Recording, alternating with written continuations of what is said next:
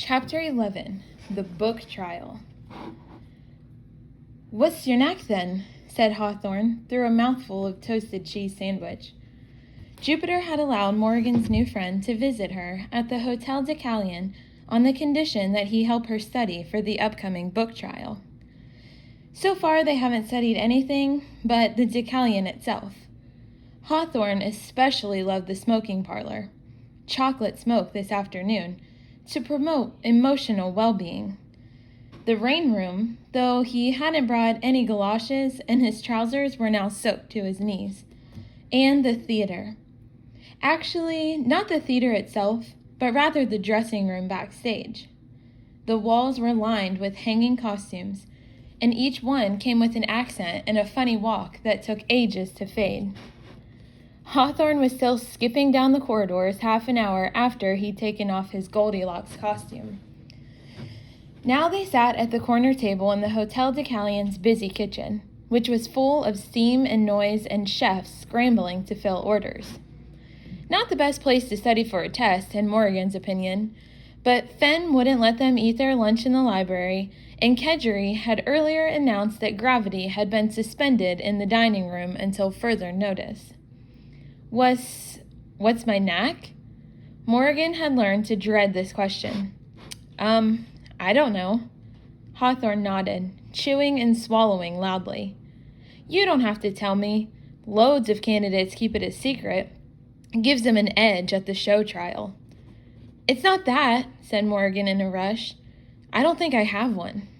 You must, he said, frowning as he chugged half a glass of milk. Your patron can't put you in the trials unless you've got a knack. It's the rules. A thought still niggled at the back of Morgan's mind. Did her knack have something to do with the curse? She longed to ask Hawthorne's opinion, but she wasn't even supposed to mention the curse anymore. She'd promised Jupiter. I think I'd know if I did. Morgan picked at her sandwich. She'd lost her appetite. It had been nice, she thought miserably, to have a friend for 5 minutes. Hawthorne would be better off befriending the dog-faced boy. S'pose you would, Hawthorne shrugged. He polished off the last of his sandwich and opened up one of the textbooks Morgan had borrowed from Jupiter's study. Should we start with the Great War? She looked up. What? Or do you want to save that until we've covered the boring stuff? Morgan tried to keep her voice light, to cover her surprise. So you still want to be friends? What? Yeah, duh. He made a face. Morgan felt her mouth twitch into a smile. Hawthorne was giving his friendship as if it meant nothing. He couldn't know that it meant everything. But we're supposed to be making valuable alliances and all that stuff they said at the Wondrous Welcome.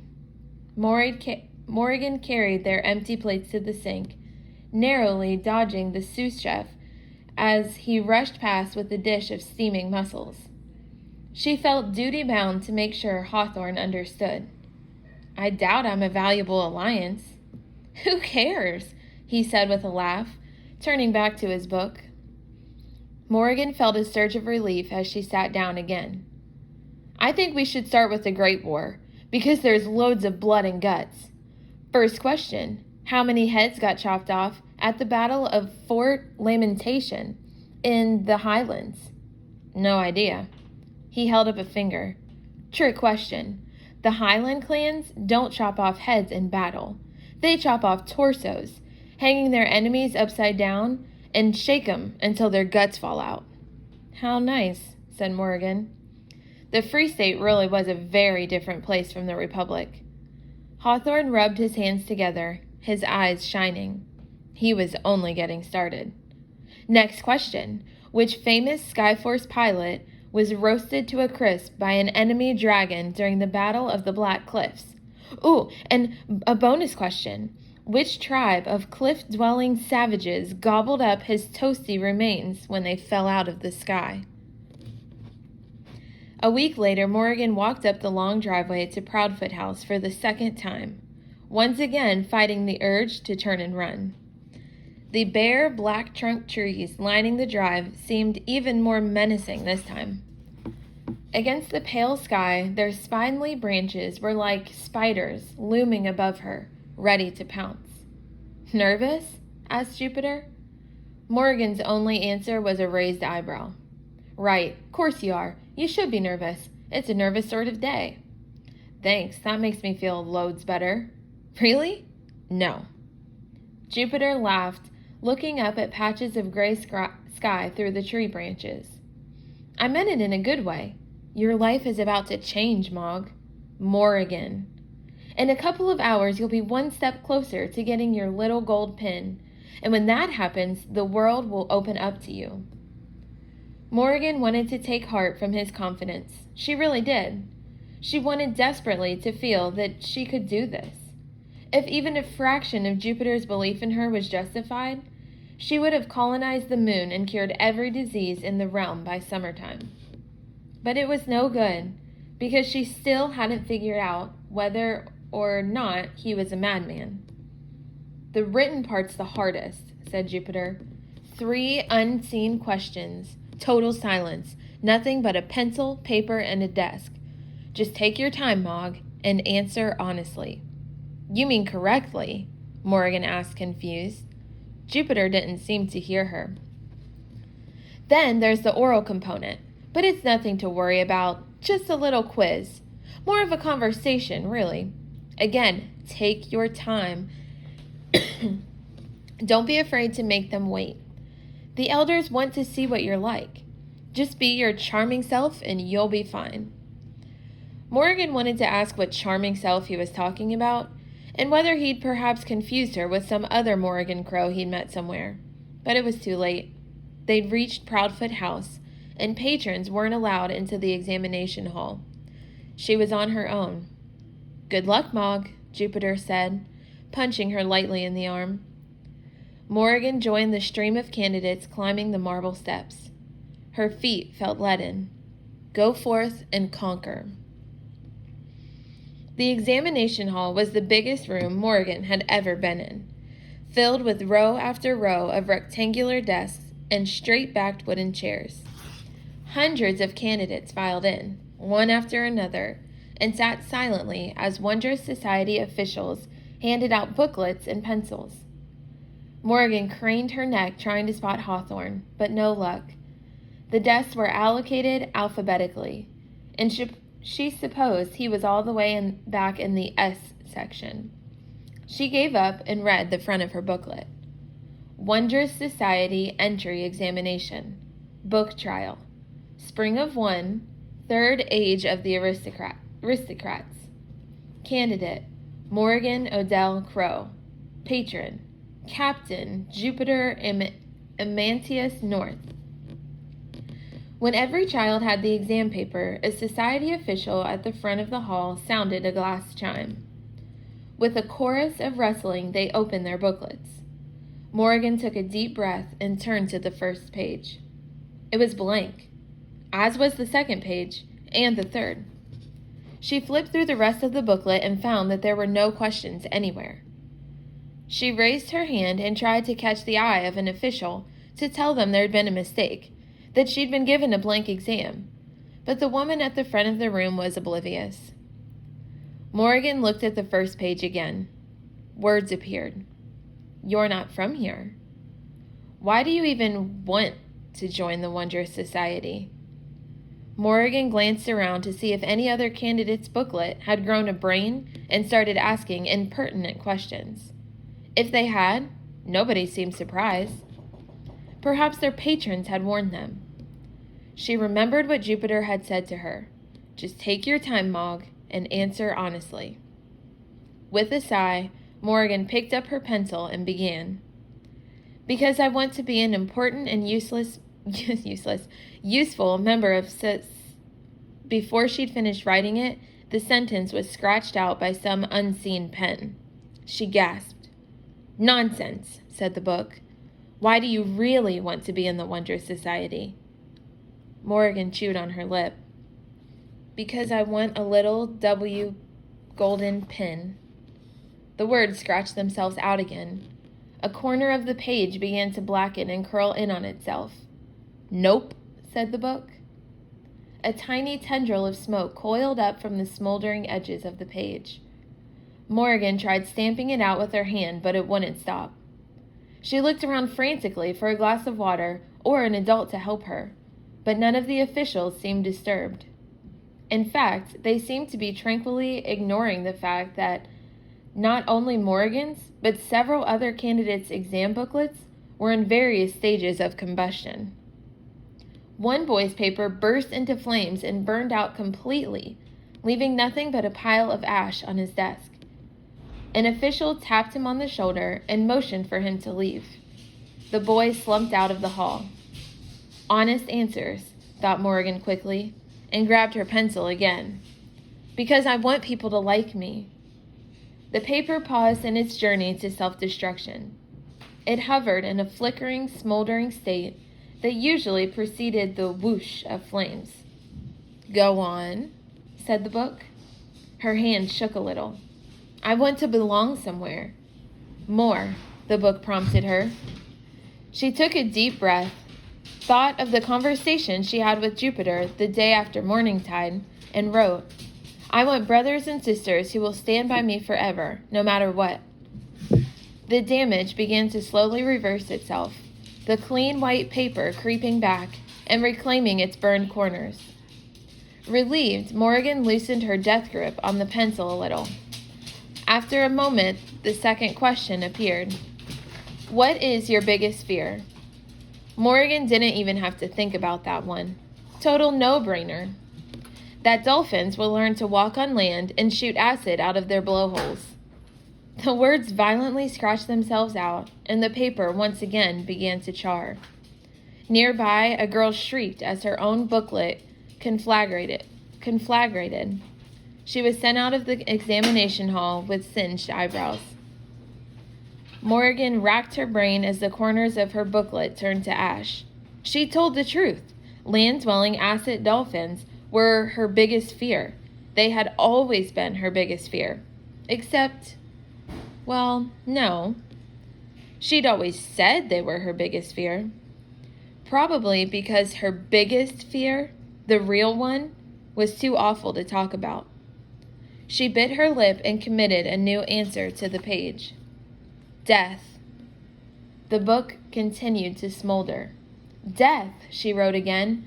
Death, it's obviously death. And then a brainwave. The hunt of smoke and shadow. But the book kept burning. Morgan grabbed it, wincing as it scorched her fingers, and wrote in the last tiny patch of white space left. Being forgotten. The book unburned a little. Go on, it said. That nobody will remember me. That my family won't remember me because... Morgan paused, her pencil hovering above the smoky page. Because they'd rather forget that I ever existed. The book smoothed and whitened, uncurling its pages until they were once again pristine. Morgan waited patiently for her third and final question. She glanced around the room and saw that roughly a quarter of the desks were now empty, but for little piles of ashes. And how, asked the book, will you ensure that people remember you? Morgan thought for a long time. She leaned back in her chair and watched silently as small fires broke out all around her, and a few dozen more candidates were made to leave the hall. Finally, she wrote the most honest answer she can think of. I don't know. And after a moment's hesitation, she added one more word. Yet. In an instant, all three questions and answers disappeared from the pages and were replaced with a single word in large green letters. Pass. Morgan paced back and forth in the antechamber of Proudfoot House. Around a third of the candidates had failed the written examination. The rest were put into smaller groups and shepherded into rooms to await the next part of the book trial. In Morgan's group, there was a boy hugging his knees to his chest and rocking back and forth, an energetic pair of twins firing questions at each other and high-fiving aggressively, and a girl slumped on a chair with her arms folded. Morgan recognized her. It was the friend of Noelle's from the Wondrous Welcome. the one who couldn't stop laughing at how hilarious Noelle wasn't. Her black hair was twisted into a thick braided knot at the back of her head. She watched the twins through hooded brown eyes. "What are the 3 major exports of Upper Zealand?" shouted one of the twins. "Jade, dragon scales, and wool," shouted another. They high-fived. Noelle's friend scowled. A woman with a clipboard entered the room, her heels click-clacking on the wooden floor as she bustled over to the group of children. "Fitzwilliam? Francis John Fitzwilliam?" she read from her list. The boy in the corner looked up at her and swallowed. Sweat beaded on his brow. He rose unsteadily to his feet and followed her out of the room, tapping his fingers on his thighs and staring at the ground. "Who was the first Nevermoorian to walk on the moon?" shouted one of the twins. "Lieutenant General Elizabeth von Keeling," shouted the other. They high-fived. The girl with the braid breathed fiercely through her nose. Morgan closed her eyes and concentrated on naming the 27 boroughs of Nevermoor. "Old Town," she whispered to herself. "Wick, Bloxham, Betelgeuse, Macquarie." She could do this. She was prepared. She'd read every history and geography book she could get her hands on, and she made Kedgery quiz her over and over the night before. She might not know much about the exports of Upper Zealand, wherever that was, but she felt sure she knew enough now about Nevermoor and the Free State to get through to the next trial. "Delphia," continued Morgan, looking up at the ceiling. "Groves and Alden, Deering, Highwall. They're not going to ask about the boroughs," said Noelle's friend. Morgan was surprised to hear her voice. It was lower, huskier than she expected. At the wondrous welcome, she sounded like a giddy hyena. "Every idiot knows what the boroughs are called. We learned that in nursery school, for goodness sake." Morgan ignored her. "Pocock, Farnham and Barnes, Rhodes Village, Tenterfield." "Are you deaf or stupid?" asked the girl. "Where do the time zones of the unnamed realm intersect?" shouted one of the twins. "Center of Zeeb Forest, 5th pocket of the Free State," shouted the other. They high-fived.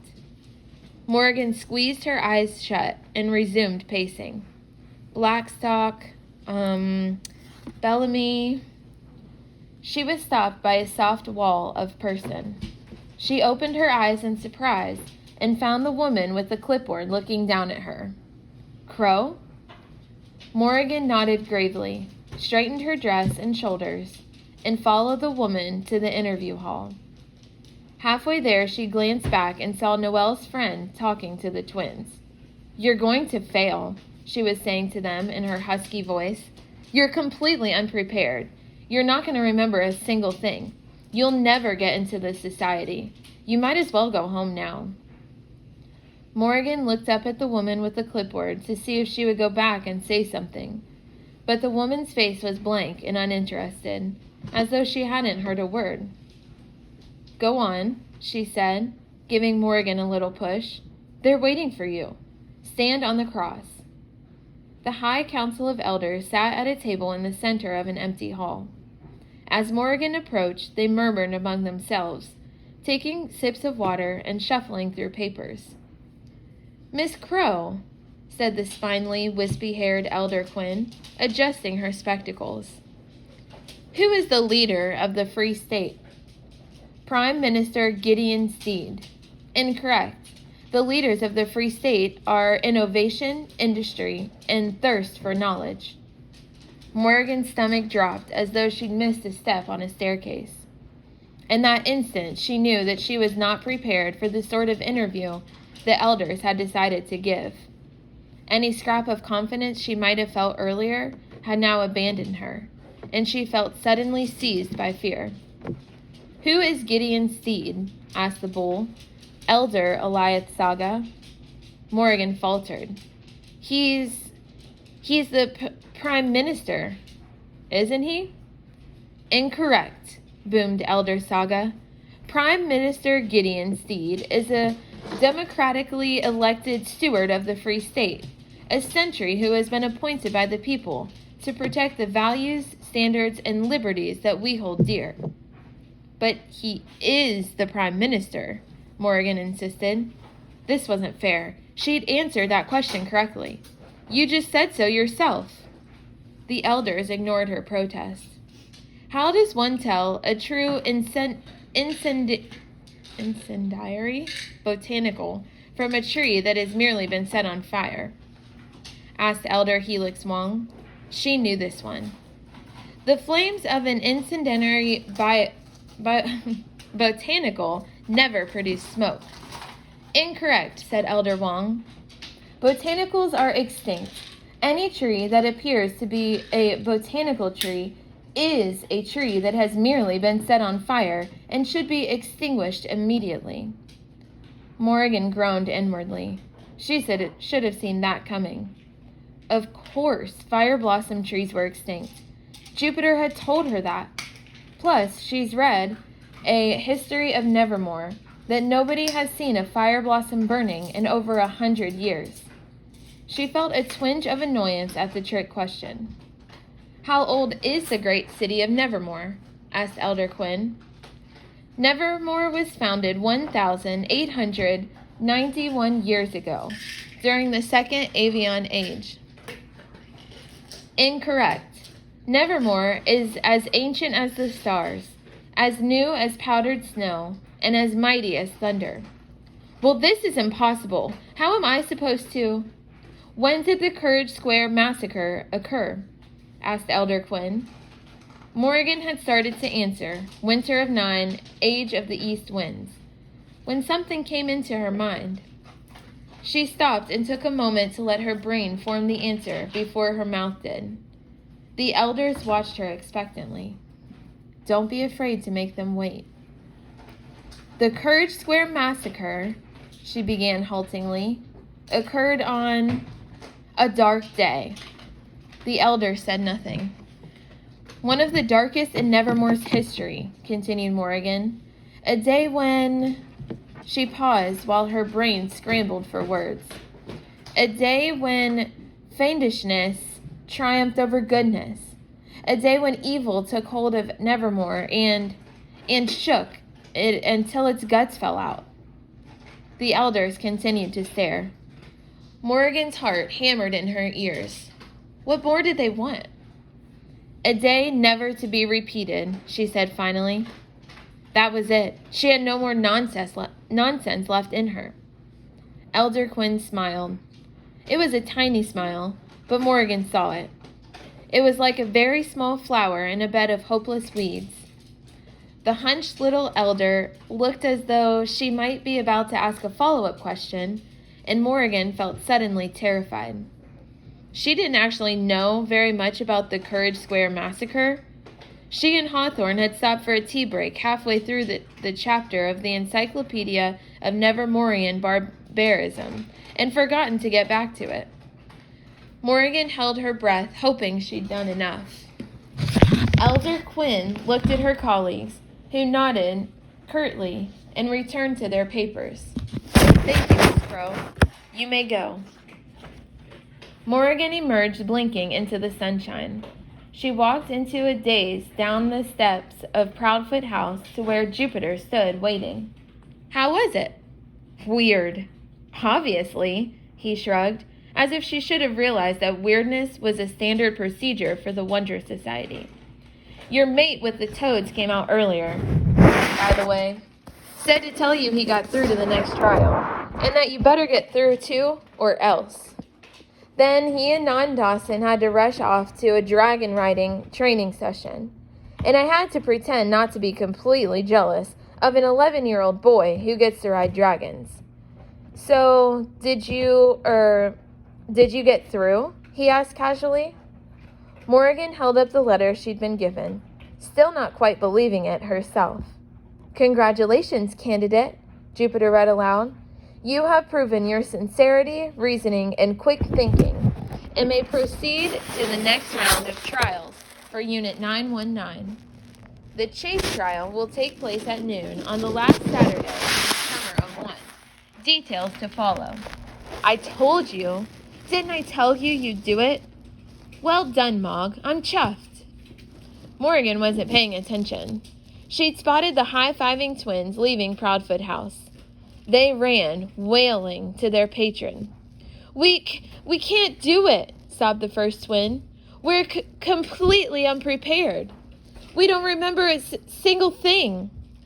Somewhere in among the relief she felt at her own success, Morgan felt sorry for the twins. That awful girl, Noelle's friend, had obviously gotten inside their heads and rattled their confidence. She wanted to say something, to give them some sort of hint about what the elders wanted. But Jupiter was already steering her away from the Proudfoot house. The sun had come out, making the bare black branches of the tree-lined drive seem somehow less sinister than before. She lifted her face, letting it warm her, and absently reached out to one of the dead trees as she and Jupiter strode down the drive. A flash of searing heat and tiny purple sparks met her fingertips, and she snatched her hand back. Ow! What? Jupiter stopped short. What's wrong? That tree just burned me. He stared at her for a moment, then chuckled. Very funny, Mog. I told you. Fire blossoms are extinct. Jupiter carried on ahead of her, and Morgan examined her unblemished fingers. She reached out cautiously to touch the tree again. Nothing happened. She shook her head, giving a confused little laugh. Apparently, her imagination did have a bit of nonsense left in it.